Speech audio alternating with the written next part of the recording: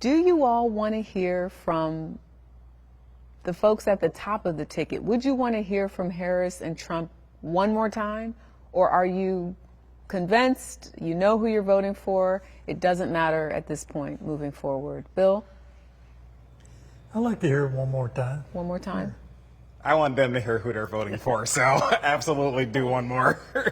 I really don't want to. No, you're good. I'm done. I'm over it. I'd like to see one more debate. One more debate? I'd go for it, yeah. One more debate? Yeah. It wouldn't change my opinion, but I think it would help clarify some of their talking points on both sides. I don't think it's worth it. I feel like it's too combative. Wow. Well, that pretty much sums it up. Some voters want another presidential debate and others are good. Let's take a closer look at the lies, though, from last night. Major Garrett is here to help us fact-check the VP debate. Good morning, Adriana and Tony. Great to have our plus on here in the extra hour. Last night was not about grand exaggerations or really outright lies. Things were much grayer, and we'll get into that. I want to explain how our CBS Confirmed team basically worked round the clock last night to fact-check the entire debate. And you can find the results of that work on social media, CBS News, or our website, CBS News Confirmed Team. I want to get to the first one, something that Senator J.D. Vance said about the Iran nuclear deal. Let's listen. Iran, which launched this attack, has received over $100 billion in unfrozen assets thanks to the Kamala Harris administration. What do they use that money for? They use it to buy weapons. The CBS News Confirmed team rates that false, and here's why. It needs context. What he's referring to is the Joint Comprehensive Plan of Action. That's the Iran nuclear deal, negotiated by President Obama in 2015. And it, if it had held, would have unfrozen assets that Iran could have used. But President Trump pulled out of that deal. Those assets remain frozen. And the $100 billion figure J.D. Vance referred to, it's actually $50 billion. That's why we rate it as false, needs context. We'll move on to the next one.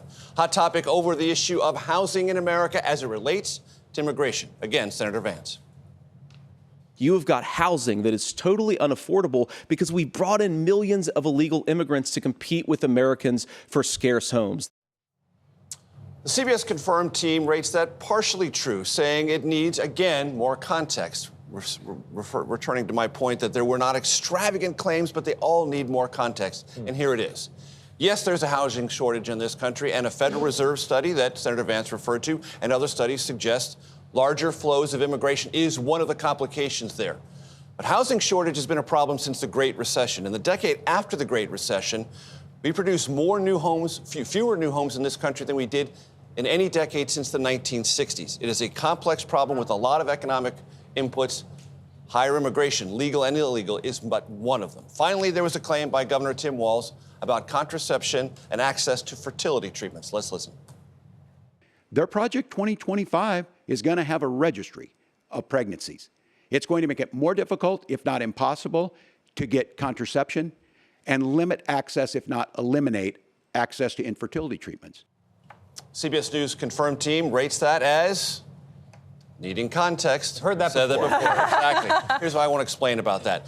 Project 2025 does not call for a pregnancy registry. However, it does call for, in any state that performs any abortion, an entire list of data about those abortions. Age of the woman, gestational age of the baby, location of the woman, in-state or out-of-state, all this other data. And it would also call for many, many religious exemptions to access to contraception, meaning if you're a hospital that's Catholic or otherwise, you don't have to provide it. All of those things fit within this general context, but there is not a specific pregnancy registry called for Project 2025. That's how we rate it.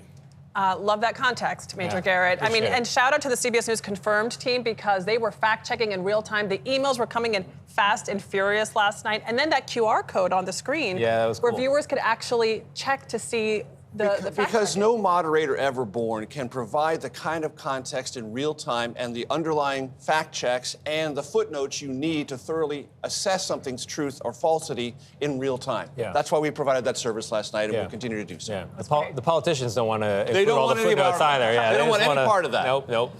Major Garrett, thank you so much. Sure.